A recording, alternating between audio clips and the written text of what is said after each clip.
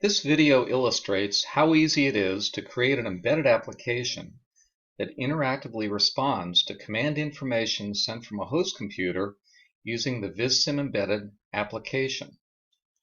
In this example, we will blink the red LED on a Texas Instrument F28069M Piccolo Launchpad board with code automatically generated from a VisSim model. You can see the Launchpad in the lower right corner of this video. I'm going to refer to the Launchpad as the target and our VisSim model, which is running on a PC, as the host. We'll begin development of our VisSim model by configuring the Launchpad board. Under the Embedded Piccolo menu, I'm going to place an F28 configuration block in the model and configure it as follows.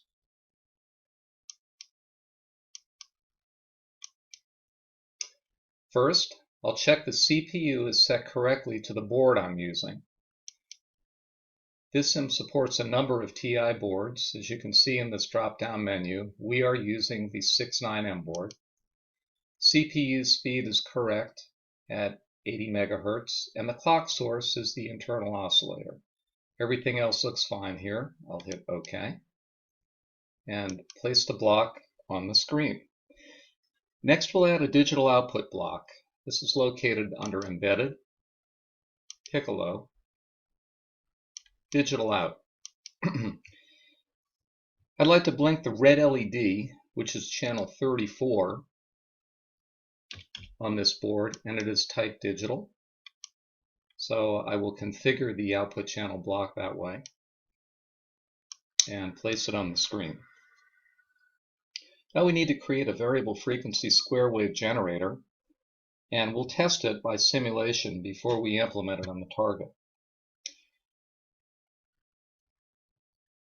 We can do this by going to the blocks menu and selecting the appropriate blocks to construct that, or I can use the tree menu, which has the block menu in it.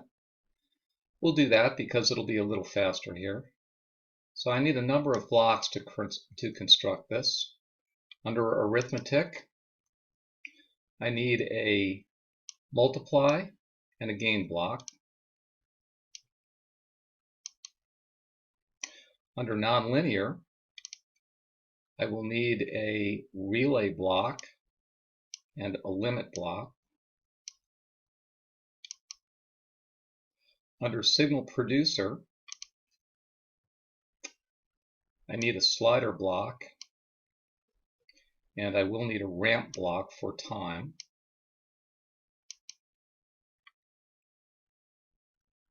Under signal consumer, we'll get a plot block because we'll want to see how this behaves. And finally, under transcendental, a sign block. Okay, I'm done with this menu. I'm just going to move it to the left to make more screen space. And I'm going to construct our square wave generator. First of all, we're going to have the generator produce frequencies from 1 Hz up to 10 Hz. So I'm going to configure the slider, you see here, so it has upper and lower bounds at those Hertz values. Next, I'm going to convert Hertz to radians per second by passing it through a gain of 2 times pi. I will multiply it by time, which I can represent as a unit slope ramp function. Pass omega t, which is that product, into the sine function, which will produce a sine wave at the frequency I specify on the slider. To convert it to a square wave, I'll use a relay block, which will set any value of the sine that's greater than 0 to 1, and any value less than 0 to -1. And then I will clip the values so they remain within 0 to 1 range. So I'm setting the limit block up with the ranges for that. And I'll plot the result here so we can see how this is behaving. And what I'll do to make this more visible is I'm going to set the y-axis to fixed bounds so we can actually see the shape of the signal more clearly. We will simulate this by running it in real time. So I'll click the real time selection under System Properties. We'll run it for 10 seconds, should be ample to see this behavior. Hit OK. Go. Now as I slide the slider, you can see the frequency decreasing. And that does look like it's about 1 hertz right there. So I'd say we have the system operating correctly. We can disconnect the plot from it. We're not going to need that any longer. And let me move this up here on top of the screen so we can see it more clearly.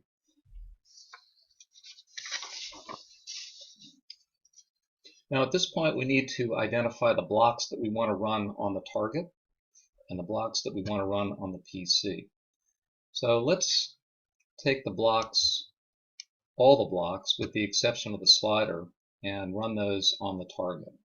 Let me first connect the digital output to my square wave generator.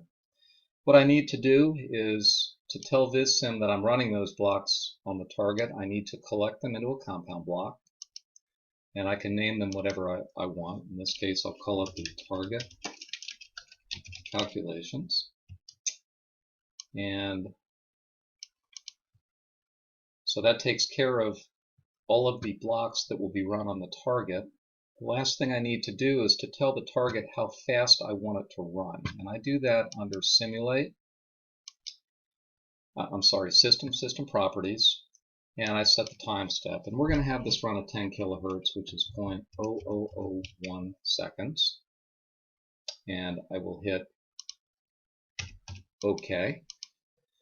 Now at this point we're all set to go in terms of producing code. So before I do anything, I'm going to save this. We'll save it as diagram 2. Already exists. I'll save over it. And we will create the code now that will be used to run on the target. To do that, you select the compound block, go to Tools, Code Gen. And we want to check a few things here before we proceed. First of all, the result file is called diagram2.c.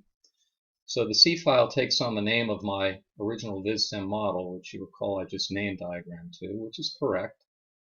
It's stored in a default directory, which is the VisSim90CG for CodeGen directory, and the target board is correct.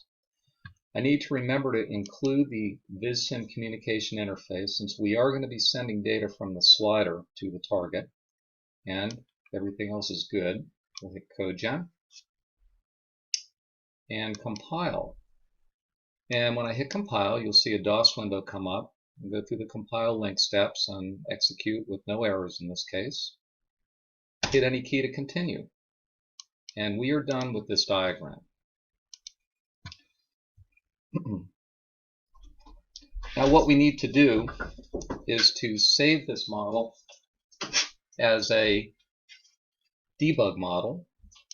So I'm going to save as diagram2, and I'm going to abbreviate it as -D for the debug model.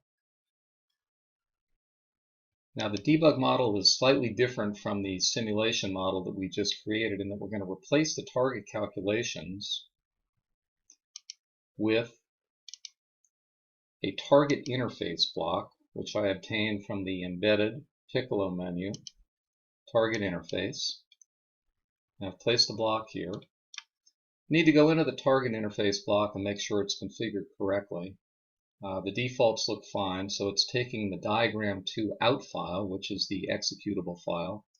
And you'll also notice the sample rate is set to 10,000 hertz, which corresponds to the 0.0001 second update time that I selected. We can hit OK and connect this block to our slider. And at this point, we're all set to go. So if you'll take a look at the board on the lower right as I hit go, and take a look at the LED on the board, you'll see it's beginning to flash. And I can control the flash frequency now with this slider. And I'm communicating between VisSim and the target as I'm doing this interactively. And that's all there is to it. Thank you.